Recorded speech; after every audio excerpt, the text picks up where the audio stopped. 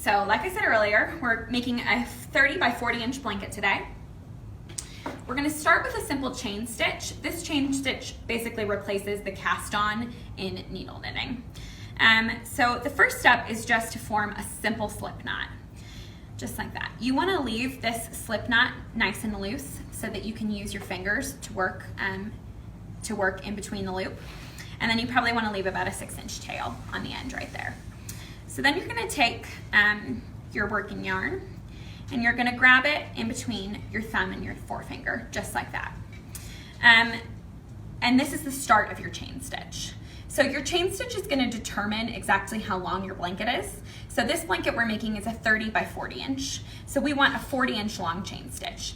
Each loop in your chain stitch will be about 2.5 inches long. So you just wanna cast on or chain stitch 16 stitches to get that 40-inch length. So you've got your slip knot and you've got your working yarn in between your thumb and your forefinger. All you're gonna do is just pull that working yarn through to form a loop. And then you're gonna grab it again and pull that working yarn through to form another loop.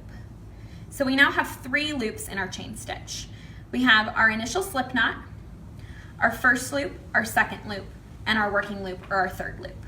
So we need 16 loops or 16 stitches in this chain stitch. So we're just gonna continue on from there. So there's 4. And just remember guys, it doesn't have to be exactly 2.5 inches, but you just wanna keep it right around 2.5 inches. If you're a perfectionist, you can get out a ruler, but that's really not necessary. 7, 8, 9, 10.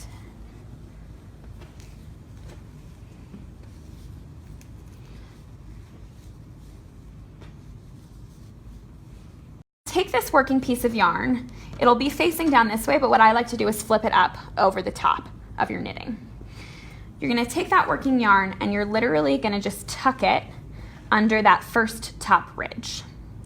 So find your second top ridge and then you're gonna take your working yarn and just pull it up from underneath. Third top ridge, take your working yarn, pull it up from underneath. So we're just going down the row like that, and this is gonna be our first row of knitting. This stitch is technically a knit stitch, so because we're doing a stockinette stitch blanket, all of our stitches on the front are all knit stitches. So we're just really nice and easily just going along, finding the top ridge and just tucking that working yarn underneath to form a loop. Find the top ridge, grab from above, tuck that working yarn underneath to form a loop. Just like that. This last one's a little bit harder to see, but it is there, so just make sure you don't miss it. So you've got your slip knot right here and then the loop ridge coming out. You just want to make sure you get that last one. And that is your first row of knitting finished. Moving on to the second row, it's pretty straightforward from here, guys. Literally, all we're doing is taking that working yarn and then forming a loop on our already existing loop. So you take it, pull it over the top of your knitting, grab from underneath and pull up another loop. Grab that working yarn from the top through the loop and pull it underneath. Grab through the top of the loop and pull your working yarn up to form another loop. Grab through the top of the loop and pull your working yarn up to form another loop. So moving on to the third row, again, you just take that working yarn, put it right over the top of the knit, and then you pull through to form another loop. So we're working on our third row now, guys.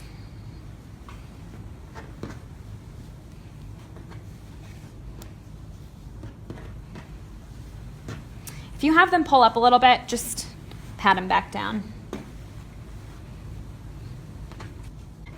You know, I was talking about that needle felting earlier, guys. This is a really good example of where you would want to use that needle felter. So literally all I'm going to do is just lay it over the top. It's just a little extra strand. And I'm just going to felt that little snap back into it. And then you can't even see it anymore. So we're just going to keep working. We're on our fourth row now. We're going 16 stitches long. Even though the width that we're gonna get is only 30 inches. You're probably gonna need to knit about 16 stitches this way as well. Each of these stitches is only about 2 inches long. So you get about 2.5 in the width and then only 2 in the length. And like I said, it's a super quick, fun, easy project. Probably take you about 45 minutes for this size blanket. If you want to make a bigger size blanket, like maybe a 40 by 60 for the end of a queen size bed, that's going to take you probably around an hour and a half to 2 hours to make. And you would need about 8 pounds of yarn for that size. How to do what you get, what to do without you. What to think I do to me if I just with you. What to do what you get, how to do without you. You're my all star. How to do what you get, what to do without you. What to think I do to me if I just with you. What to do what you get, how to do without you. You're my all star. All star.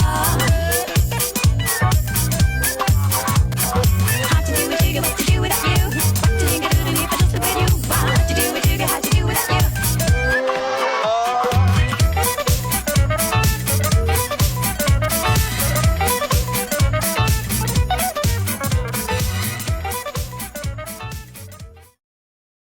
We've just finished our last row. You want to make sure that you leave a fair bit of yarn for your cast off, which is what I'm going to show you how to do now. So we've just finished our last row. We're going to start the cast off the exact same way that we started all the other rows.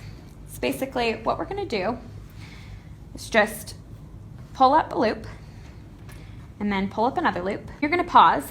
What you're going to do is you're going to take this innermost loop that you've just knitted and tuck it underneath your outermost loop. Then you're going to move on to your third row. You're just going to do another normal loop, and then you're going to do the same thing again. Take your innermost loop and just tuck it underneath that outermost loop.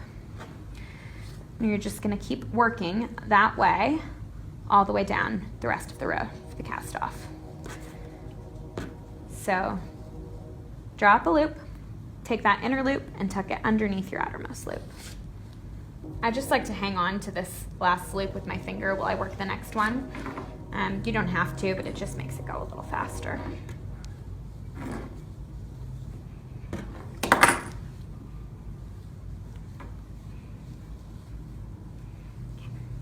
So we've reached the end and we just have this one single solitary hanging loop right here. So what you're going to do is just take the rest of your yarn, tuck it through that outermost loop. You're just making a little knot basically. Then you're going to tighten it. Just like that. Pull it and make it pretty snug, guys. So now you have this beautiful finished braided edge. Now to finish off, you can either, if you don't have a needle felter in mat, then you can just tuck it, or you can sew the end together just like that. If you do have a needle and felter mat, how I usually finish it, it's going to take a little bit of work because it's felted together pretty tightly, but you just want to rip. Make sure you rip, don't cut, because you want the kind of uneven edge. So you're just going to rip it open and tear that yarn. It takes some effort because it's nice and tightly felted together.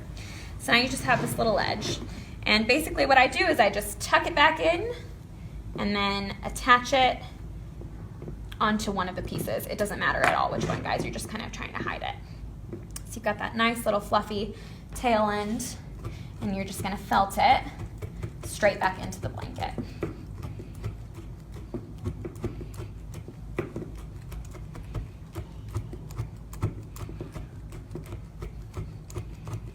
So do this side, and then I like to flip it over, and just for security, do it on the back edge as well.